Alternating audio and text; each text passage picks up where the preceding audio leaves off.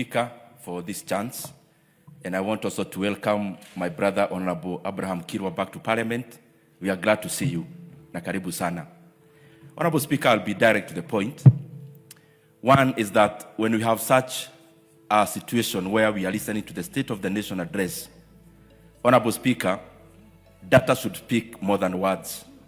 Honorable Speaker, I say so because when you want to invest in a company, for example, you want to invest in a bank, you look at their financial statements, knowing that the Nairobi Securities Exchange and regulators like CMA and the Central Bank of Kenya have done their bit.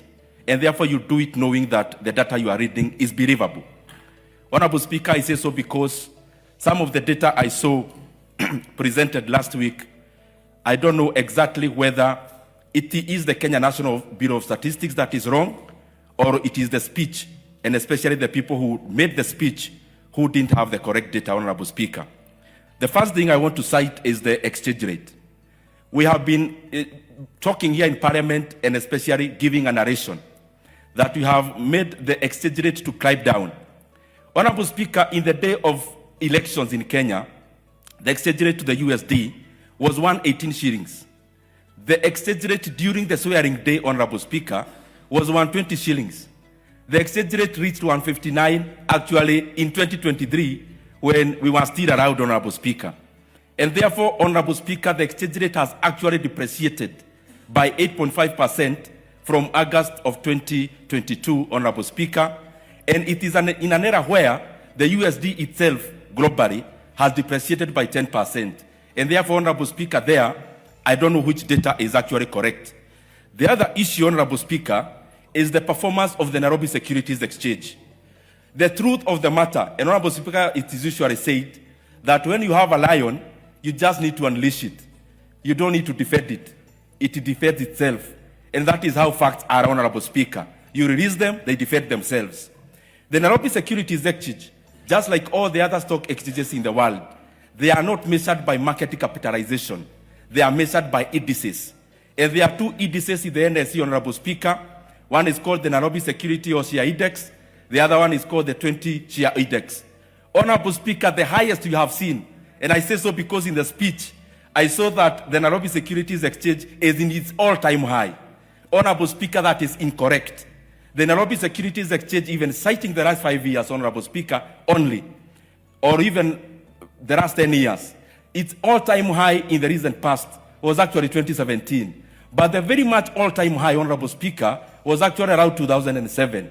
The Nairobi, the NASI, which is the OSHA Index, Honorable Speaker, the all-time high of NASI was actually in 2017, not as it was being given in the speech.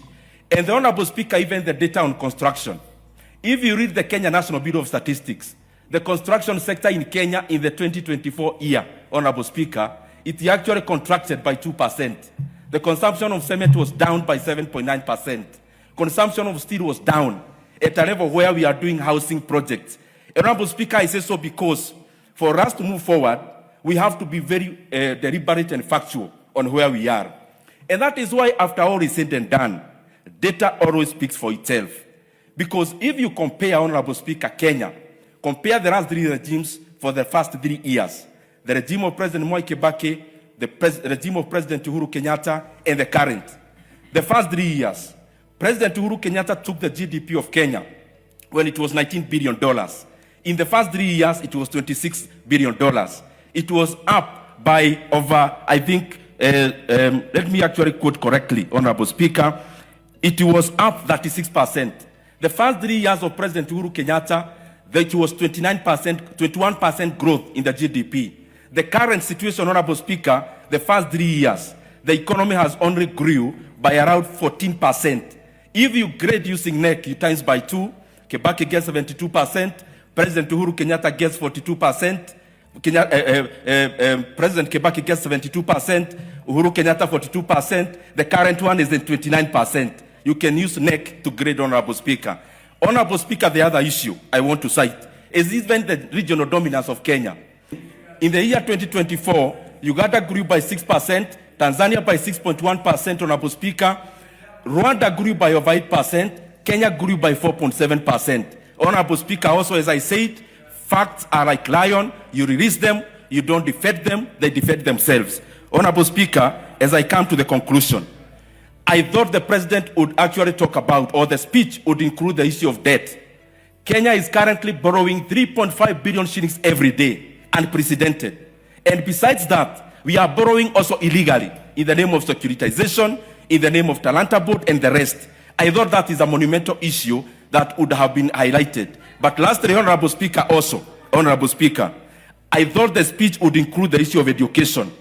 The speech was read in a situation where, Honorable Speaker, our principals have received a circular to increase school fees for day scholars, Honorable Speaker, starting January. And I want to rally the members of this House. We must not sit here when the fees for day secondary school is being increased by government from next year. Honorable Speaker, very lastly, I didn't hear the issue of confirmation of the JSS interns, who are 20,000 in number. Honorable Speaker, these JSS interns, our brothers and sisters, must be confirmed into permanent and pensionable terms immediately without delay. I submit, Honorable Speaker. What's your point of order, Honorable Mohammed?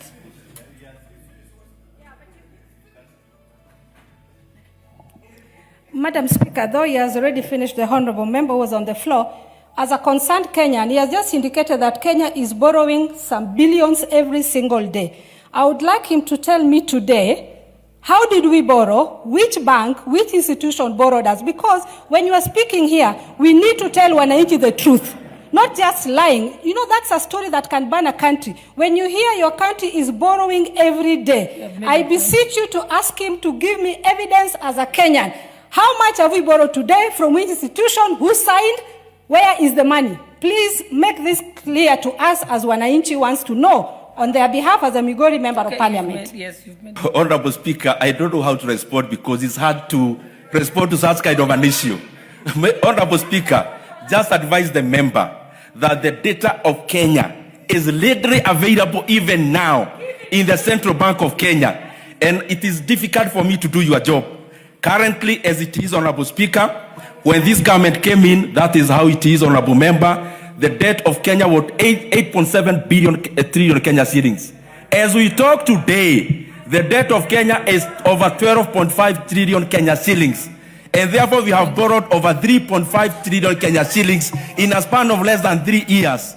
And therefore, if you divide that by the number of days, I have actually given a discount. We are borrowing more than 3.5 billion every single day, and that is unpalatable. You have clarified. Thank you. Honorable Ndindi Nyoro, I think Honorable Fatuma